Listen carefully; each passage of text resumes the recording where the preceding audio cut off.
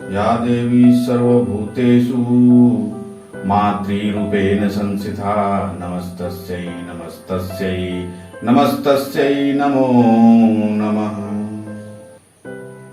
जय माता दी।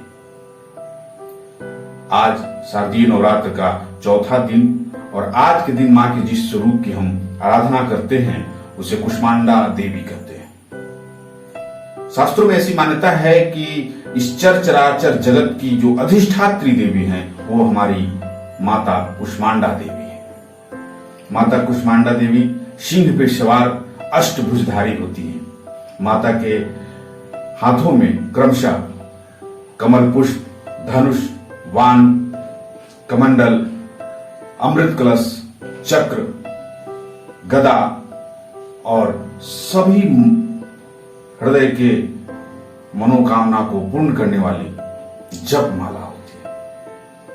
माता के इस स्वरूप की आराधना से हम प्राणियों को अल्प आयु, कष्ट, रोग एवं दुखों से निवारण होता है। तो माता के स्वरूप की हम हृदय से स्मरण करें। जय माता दी।